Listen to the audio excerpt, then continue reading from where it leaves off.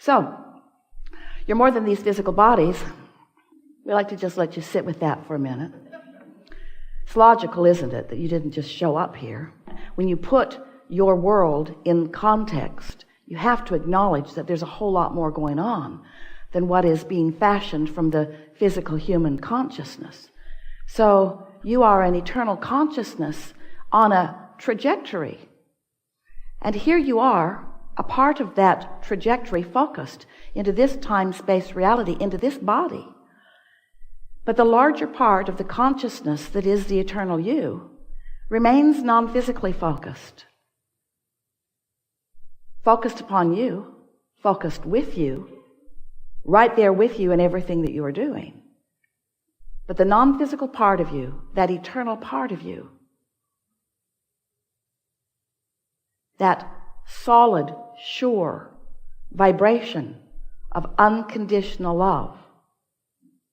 You got to say from your physical format, oh, well, yeah, pretty easy to be unconditional when you're not here where the conditions are. Exactly. It is easy for us to remain unconditional when we're not all twirled up in the nitty-gritty of what you're all twirled up in. But that's what makes this the perfect recipe. The source energy part of you remains non-physically focused, aware of you, but solid in the vibration of all that is well. And as you are here in your physical body, exploring the contrast, in your exploration, in your deciphering, in your living and observing of it, you know what you don't want, which causes you to know what you do want. You are giving birth to constant new preferences. It's what the evolution of every species is about. So as you are giving birth to these new rockets of desire, we call them that because they are vibrational, and from your point of view, you would see them go fast, you would see them exude out from you. Rockets of desire. So life just continues to call you further and further and further along your path.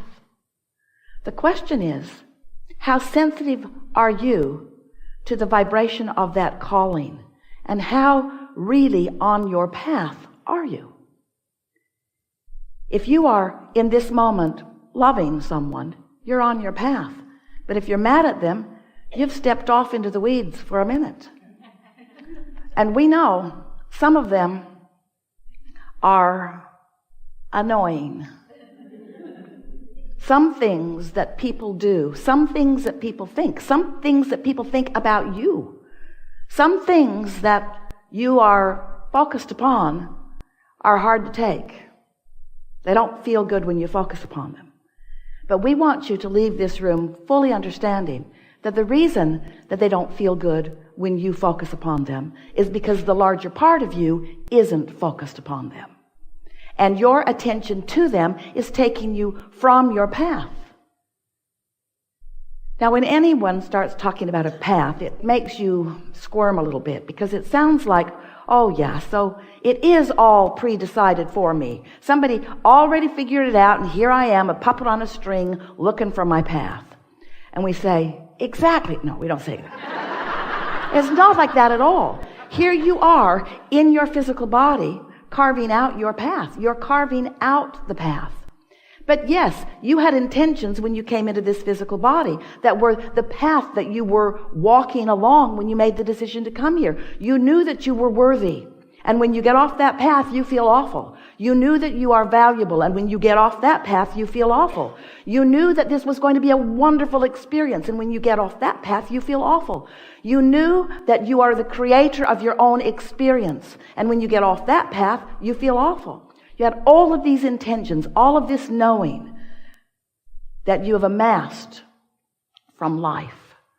And the source within you stands in complete knowledge of that path. So here you are in your physical body, making decisions, all kinds of spectacular, detailed decisions.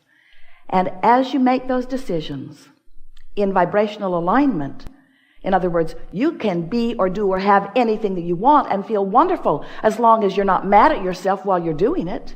That's off your path. You can be or do or have anything, and the source that is within you will support you completely, and you will feel wonderful. Unless you're mad at someone else, unless you're condemning something else, unless you're looking right at what you do not want and making that a lifestyle of vibrational habit. And that's really what we're talking about. We're talking about the vibrational frequencies, or the thoughts, or the energy. These words are all dovetailing, that you are generating. There is a powerful law in this vibrational universe of which we are all a part. We are calling law of attraction. And what that law is, it is the manager of the vibrational frequencies of this universe. It's the manager of the thought vibration. It's really the manager of all vibrations. But in the context of this gathering, when you think a thought, law of attraction responds to the thought that you're thinking and brings you other thoughts that match it, other thoughts of same frequency. So when you focus upon the well-being of something, law of attraction will bring you more thoughts like it. When you focus upon the not well-being of something, law of attraction will bring you other thoughts like it.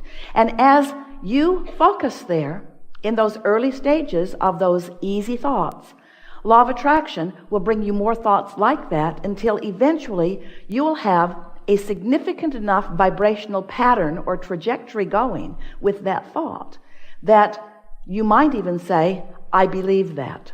That's all a belief is. A belief is just a thought you keep thinking. That's all it is. In the early days of interacting with us, Esther argued with us about that. She would say to us, Abraham, but it's true. I know you don't think I should think about it, but it is a true thing. And therefore, doesn't it deserve some of my attention? And we say, there are so many things that are true that you want to practice until you believe them and until you attract them, until you live them fully. And there are some things that are true that you don't feel that way about. Just be discerning. Be a selective sifter. Choose what you think about. But Esther argued, and some of you do too, but Abraham, sometimes I do not think I am choosing this thought. I think this thought chose me. And we say, we know how that feels when you get that momentum going. When you get a certain amount of momentum going, it plays out. The laws of the universe that you know, the laws of physics, you know, it's like that. Put your car at the top of the hill. San Francisco is what comes to Esther's mind because she could not believe those hills that people were actually driving up and down. Put your car at the top of one of those hills and take it out of gear, take the brake off, and just test to see what the laws of physics are about. Just nudge that car just a little bit from behind. Just nudge it. And watch what happens next. There's no question about what will happen next, is there?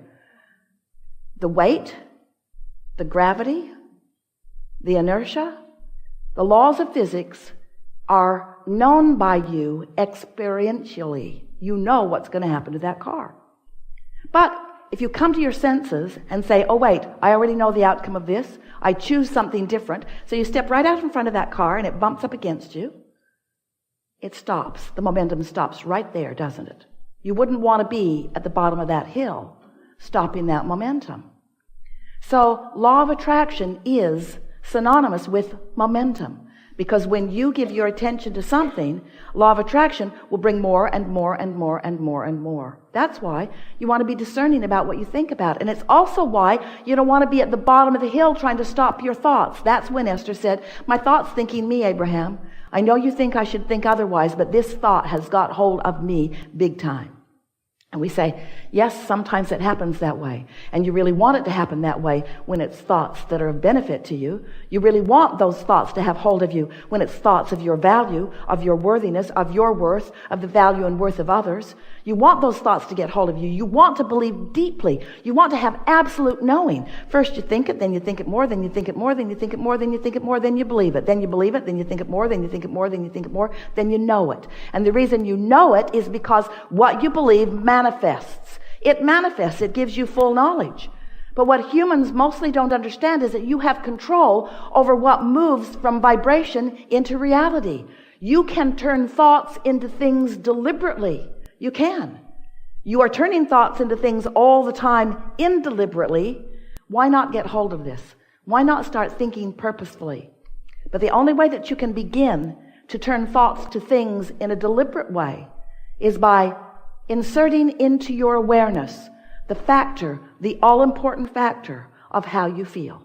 because how you feel is your guidance that lets you know how much momentum you got going toward what you want and how much introduction of contradiction you've got going on. One of the things that you have going for you, there are a lot of things, but significant to this topic. One of the things that is really beneficial to you, and we love you so much. You know what's coming next. When we tell you we love you, we're preparing you for hearing something. One of the things that you've got going for you is that you are, did we tell you we love you? You are fickle and frivolous with your thoughts.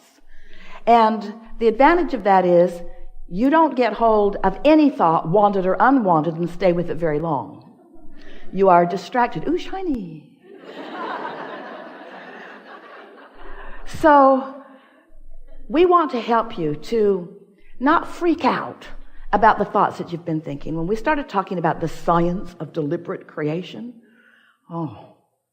you are in the audience going, cancel, trying to suck the thoughts back before law of attraction got hold of it. And we don't want you to be guarded about your thoughts because you're starting right here, right now, and well-being is dominant.